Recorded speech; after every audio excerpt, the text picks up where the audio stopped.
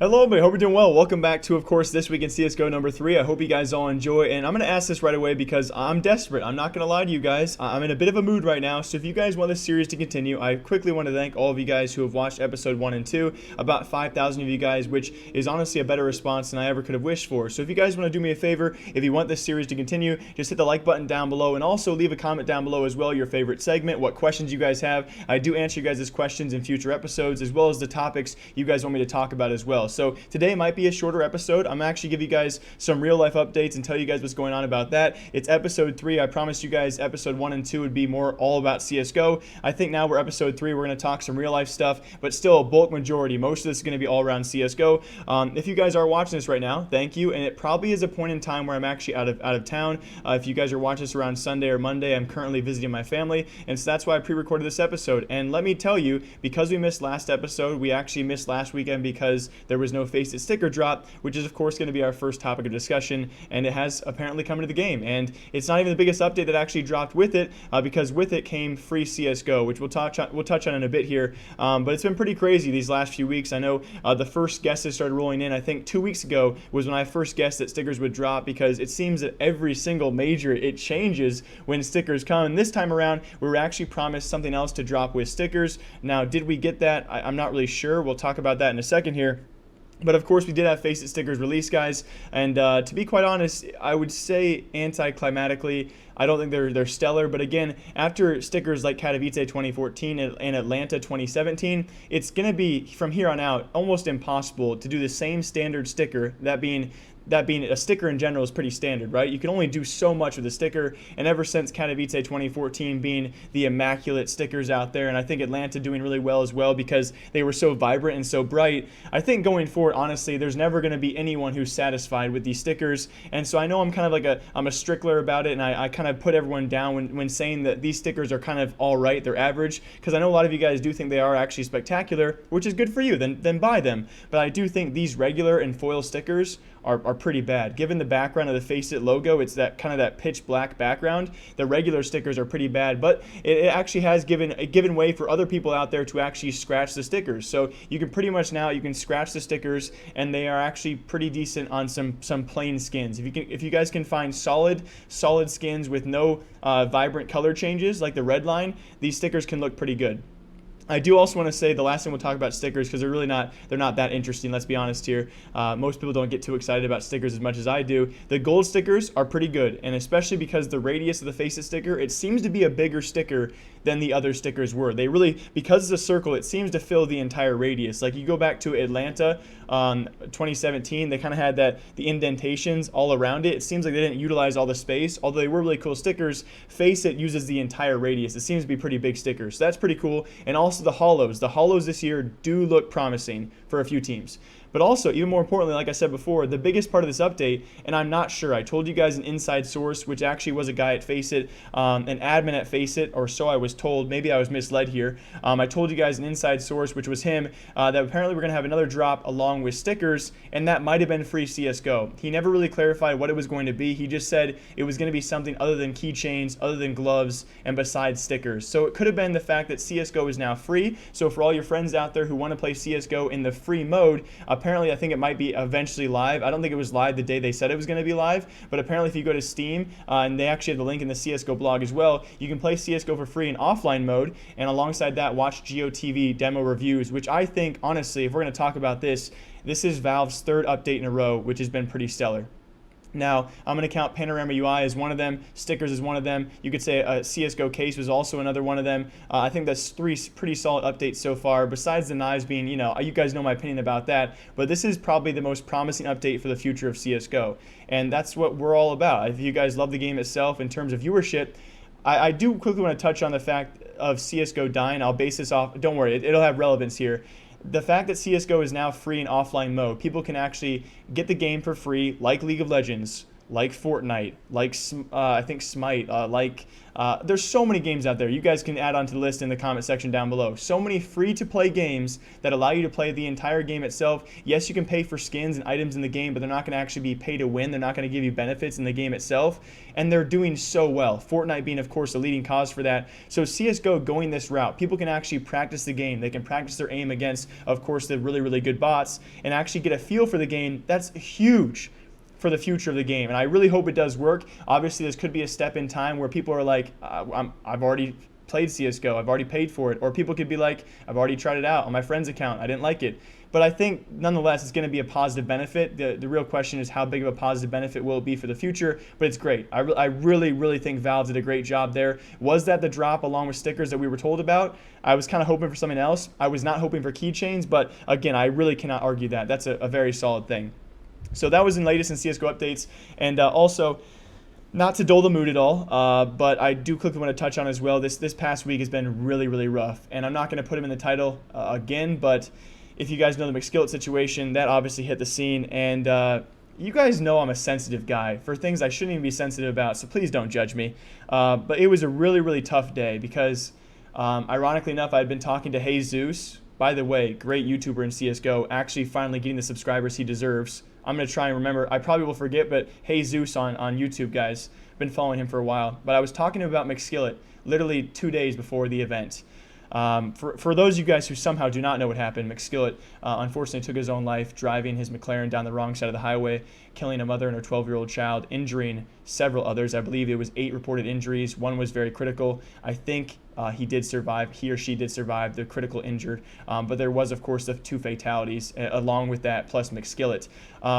Terrible event. Terrible the way it happened. Obviously, almost unforgivable depending upon your circumstance, just atrocious. I'm not defending the guy, but it's just kind of weird because I had, of course, DM'd him a few times in the past. That was the extent of our relationship. I was not friends with him, but it's just weird. It's really, really weird being a part of the scene. I like to think that I'm a part of this scene. I'm a very, very small part, but I'm a part of it.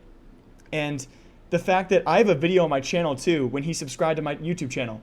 I have a video about that. One of my most popular videos is taking his funny name tag series, and he DM'd me about it, I believe, back in the day, saying it was a good video. Maybe, even though I hate that video, I could not do it justice. He did a great job with it. And again, I'm not defending the guy at all, but it's just really, really weird to be a part of it and be talking about it, and a couple days later he's gone. And then the next day, a couple days later, I believe, we then had the Jacksonville shooting at the Madden event. And there were 2 people killed there and at least 11 injuries, and it's now sparking controversy all around. It was almost international news. The McSkillet event was actually international news. People all around the world knew about the 800K plus YouTuber who had taken his own life and taken others with him, which was insane to see, and I feel bad for the family having to deal with that. Just terrible, the comments that were made online, people being just immature and inappropriate around all sides of it. But then we also the Jacksonville thing, which was also, I guess you could say, international news too, I think. Terrible event, and now it's also sparking arguments for the fact that esports events are just a fueling ground for shootings, and this was bound to happen. It just so happened to be at this event, which, as terrible as it sounds, it's true. I know plenty of you guys have been to events where they maybe do metal detectors and maybe do some sort of security, but I don't imagine it'd be very hard to sneak things in. And that goes for a lot of venues out there, even outside esports, and it's terrible to have this happen. As terrible it is, going forward, this is going to help, right? This is going to be a call for better security, be a call for more checks, and it's going to only help. I just hate to see it take this route. Of course, the lives lost, and learning that lesson, and alongside that, the fact that esports is now being ridiculed for not having enough security in the first place is ridiculous. So those were 2 very, very sad events that I wanted to talk about. But besides that, of course, we kind of on a happier note, of course, I guess you could say on a lighter note, we actually had the GG.bet controversy also happening about a week and a half ago. If you guys weren't aware, GG.bet is actually a sponsor for Team North as well as Na'Vi. Very, very well-known sponsor out there. They also sponsor some Dota 2 teams. And this is kind of on the topic of Valve actually cracking down on gambling. And it's not only Valve now. Sorry, guys, I've been wiping my nose like crazy. I do apologize. My hairs. You know what? Okay.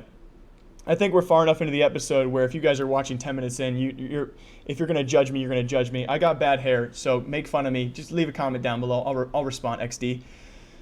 But we have this huge thing now. Valve, I think Blizzard as well, and possibly others are going to follow suit in the Belgium and Netherlands ban. If you guys remember, it was several months ago now where Belgium and Netherlands have been banned from opening cases inside CSGO. That does go for capsules. If you guys watched my episode, it was a very particular segment where, yes, I actually have friends in my Discord, shout out Horizon and Gamertag, who are from those corresponding countries, Belgium and the Netherlands, and they cannot open CSGO sticker capsules. So it's a really tough thing.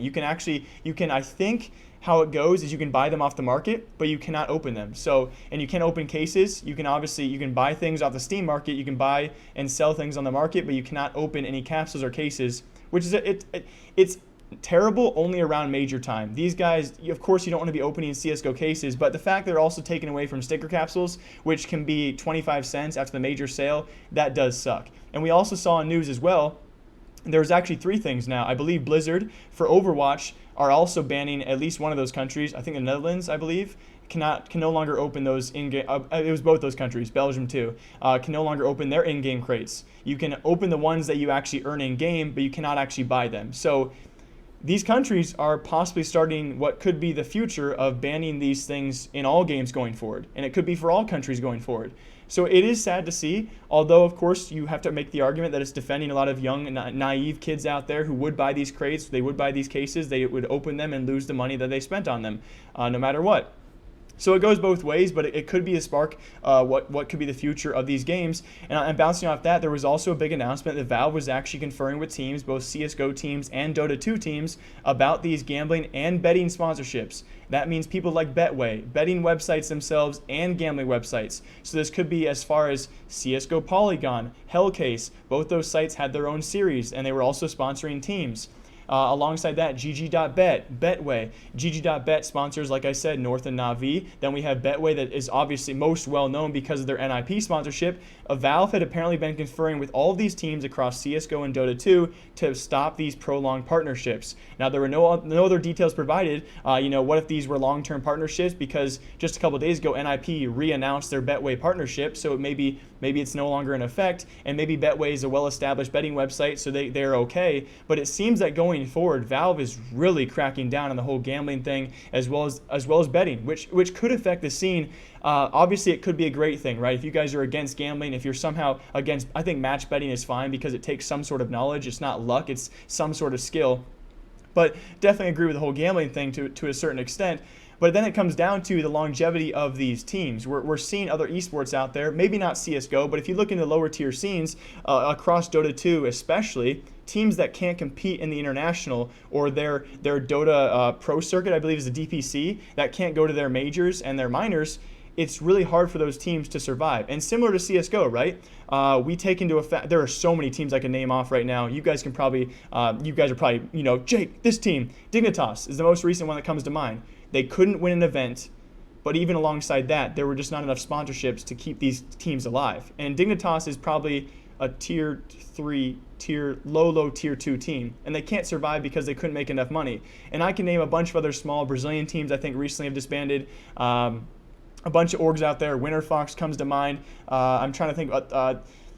Was Selfish? Are Selfish still? I'm blanking anyway. But there are several teams you guys probably know about where they just couldn't continue because there were simply not enough big events that these teams could qualify or even get invited to. Lucky, even top teams can't get invited to events like G2. It's tough for these teams and organizations who can't afford to pay their players. And it does make you question that if betting and gambling go away, these websites who are going to sponsor these smaller teams, what is the future of the lower tier scene when it comes to these esports, not just CSGO? Can they survive without these websites backing them if Valve shuts them down? So that's my little rant about that. That's all I'll talk about that. I don't know what you guys think about the future of gambling and betting, what you guys want in place, but I do think there's a place for gambling and betting in the CSGO scene as well as other esports, and it goes to longevity of it. Yes, there's a dark side to all these websites. It's going to happen, right? Things are going to happen. Turn on my little light here so you guys can see my ugly face. But there's two sides to every story. So We'll go off that. We've also seen some crazy tournaments. So if you guys want to skip as well, all the subjects are always going to be timestamped down below. We're going to talk some recent results just very briefly here. The first was Zotac Cup, which was amazing to see. MIBR looking very dominant. If you guys did not see, I think MIBR are finally coming together, and I could not be more excited for that. They actually swept the playoffs. They 2-0 swept Flash. They 2-0 swept MVP PK, and they 3-0 swept Taz and Kingwin, which again, you look at those lineups and you're like, they probably should be sweeping them. But still, it's a great morale booster because they're not at DreamHack Stockholm, so they might be. I'm sorry if I got that wrong. They might be. I apologize. But looking great at Zotac, and right before the major, these guys could be clicking right in time. And then you look at other teams. Zotac Cup first round group stage, Virtus Pro goes out. Not looking good at all. Definitely a team I look out for your Face It Major pick'ems, which I forgot to tell you guys, those were released as well. Definitely a team I would consider for an 0-3 run, although that's not the team I chose. You guys can check out that video that I released on Friday, 2 days ago, about my major pick'ems, which are not going to be perfect, but don't blame me.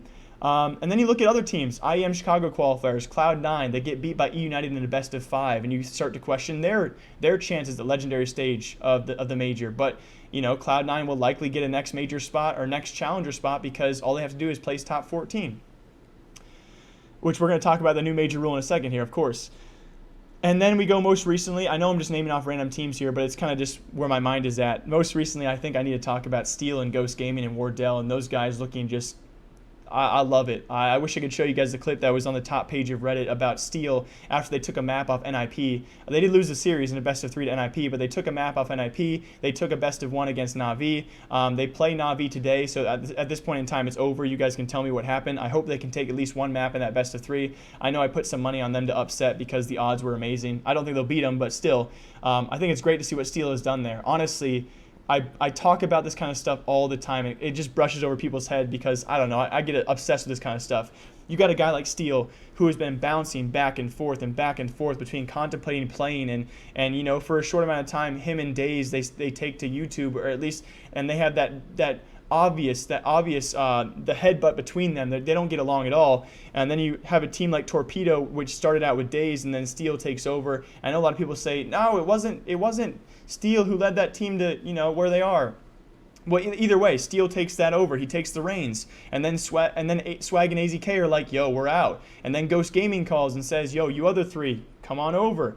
And then Poyo's out, and then I can't even keep track of who's back in. But the fact that Ghost Gaming is now going to come up in this next season of ESL Pro League, have a chance to qualify for some other premier events, I don't know, it makes me so excited. I don't even know why. I haven't had a team like this in a long time, and I hope you guys are with me, because I know there's a lot of Steel fans out there, but I've been waiting for a team to cheer for heavily for a long, long time in CSGO. I love Mixwell, I love Hiko. Those are my 2 top players. I will always cheer for those teams they are on. So right now, Rogue and Movistar. Obviously, Movistar not doing too much. They qualified for a Premier New York tournament, but I'm not going to, probably won't even be able to see it. But maybe I always cheer for those 2 guys. And Rogue is going to be in the major, but they probably will be out in group stage, although I put them through. And I think Steel is definitely going to be the next guy I cheer for. They're taking maps off top teams in the world, and it's exciting to watch. It's stuff we're not used to seeing. So that was my rant about current results, and bouncing off that as well, we also had a huge update to the Face It Major system. And that was, of course, the new system. If you guys knew the old system, the legendary stage was the top 16 teams. The challenger stage was the 8 minor teams and the 8 bottom other teams, and they compete for the 8 spots to join the 8 legendary teams. So now in the legendary stage, before it was the top 16 teams all qualified automatically for the next major in the major qualifier, but now that 15th and 16th place spot, so last major that would have been North and Virtus Pro, they would have to re-qualify through the minors. So that 15th and 16th place spot now goes to, there's going to be 2 spots competed for by the 4 minors out there. NA, EU, Asian, and CIS teams will compete for those 2 spots, 15th and 16th spots, which is honestly super cool. I really do dig this new system, and I can't wait to see how it actually works out. I would love to have seen, like I said in my video, the bottom 4 have to requalify through minors, bottom 6 have to requalify, because there are still teams who can slip through to legendary stage by some sort of luck, but it's probably unlikely. So that's a really cool change that's going to happen, and we're going to see how it actually integrates. It won't really fully come into effect until next major, of course, and even then probably not for a few majors, because we're not going to see really teams that should be affected by this until maybe the rule changes. And what I mean by that is we could still have a team that's currently in the legendary stage that maybe doesn't deserve to be there, like a Cloud9, who doesn't leave that system and probably never will, because by the time they actually have to, because they'll probably finish top 14 this major, so they don't have to worry about it. And by the time they would have to worry about it again, they'll probably have a full team. So probably no big worries there. Also, guys, very excitingly, we do apparently, by the time this video goes live, we will know, but there are rumors out there that apparently Vitality, the French organization, would be signing the new French super roster, that being MBK Apex, Happy, RPK, and alongside ZywOo. The rumors were apparently going to be August 31st. Today is obviously, I think it's going to be September 2nd-ish, September 1st maybe for you guys.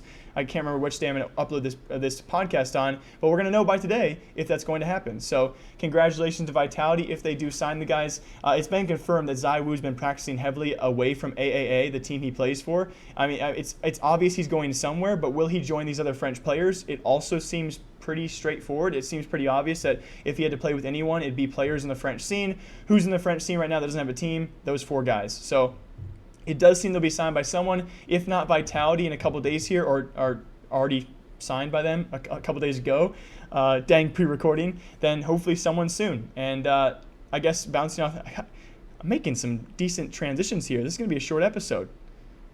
Good job, Jake. We also have Nadeshot tweeting out interest in the CSGO team. Now, I kind of misrepresented this in my video because I misread it the first time, but Nadeshot was speaking to someone on Twitter who he thought was a CSGO analyst, and this CSGO analyst who he thought was a CSGO analyst but wasn't, he was from the Call of Duty scene, he hit up Nadeshot on Twitter. He said, "I have the perfect team for you. I have the perfect team, hit me up." Nadeshot replies, "Bang my line." And obviously ensuing that, if you had the perfect CSGO team, hit me up.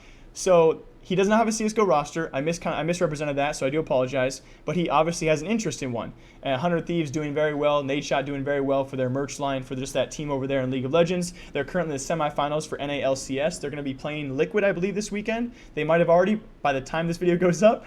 But best of luck to them, and definitely an underrated team still. Never get the respect they deserve because of probably Nadeshot coming to the Call of Duty scene. But I'm excited. I really honestly hope he signs a roster because I would love to see what he does. He is really kind of close and personal with the guys. He's come out several times in YouTube videos and said, it's really funny, honestly, because every video you see Nadeshot talk about it in, he's very open. He's totally open and says, they're so quiet. They're so awkward. I walk into the room, I got a hoodie in one hand because they're really, if you guys don't know, 100 Thieves merch, it's super legit. It's all collection based. I want a hoodie or a shirt so bad, but they sell out in minutes. It's amazing what he's done. But he'll say, I walked into a room with a hoodie. I say, guys, what do you think? And no one says a thing. And he asks him again, guys, what do you think?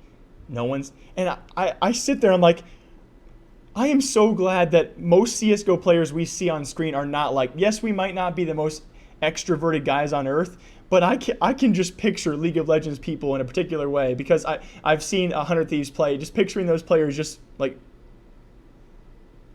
not saying a thing. It's funny how different esports I think have different levels of introvertedness, and League of Legends might be up there for one. And if you guys go to most extroverted, if you had to say most introverted, probably League is up there. If you have to say most, Dota is probably up there too.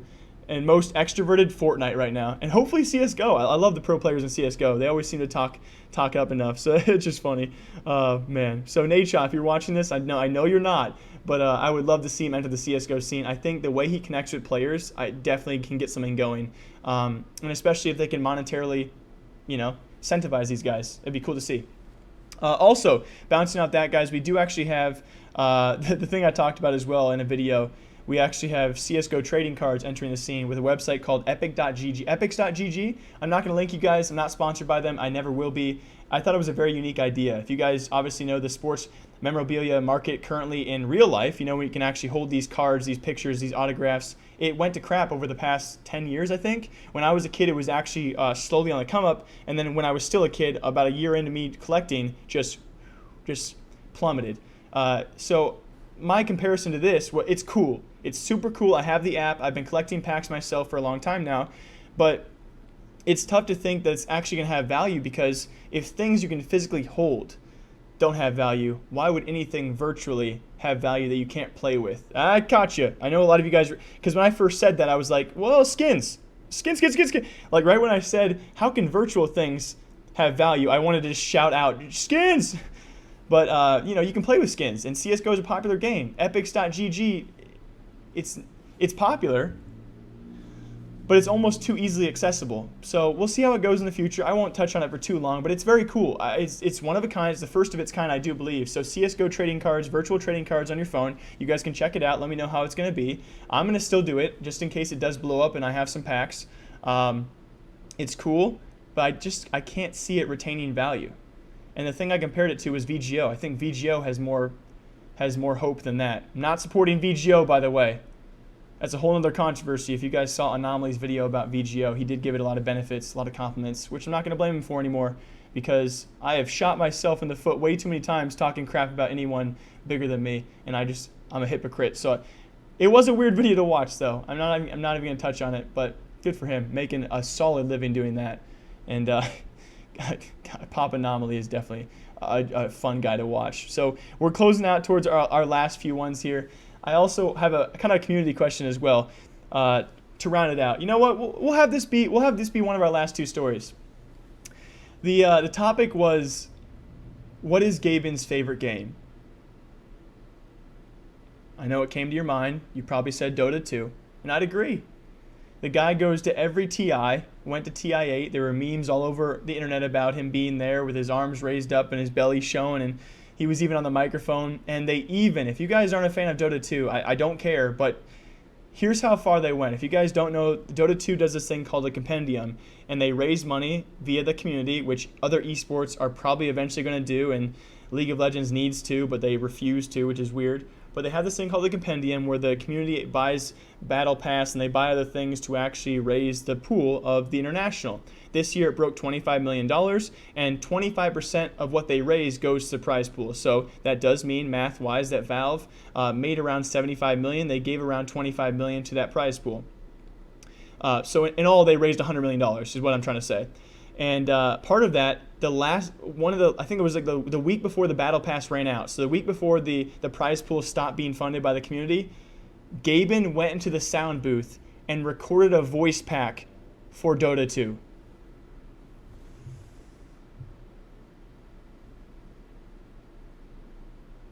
Can you imagine if Gaben did anything, like a Gaben sticker at all, or a Gaben graffiti, or a Gaben gun, or a Gaben sound bomb noise? Can you physically imagine how many times that would be bought and how cool that would be? But that's how much he loves Dota 2. I'll leave it there, guys. You guys can thank me in the comment section because Gaben's coming to CSGO Major sometime soon, and he's going to give us a voice pack, and he's going to say, Jake told me to. And you heard it here, guys, on my podcast, which gets 3,400 views. 27 likes. Last topic, guys. Kind of touching on what I said about Nadeshot possibly wanting a CSGO team, right? The question that came to mind was who he possibly could sign. And historically speaking, 100 Thieves, when they first came into CSGO, was kind of a mockery. They signed KNG and FNX and those guys who were very, very hostile. And within a few months, the team broke apart because they didn't make the major due to visa issues, and that caused the whole contraband sticker capsule scandal, which was insane.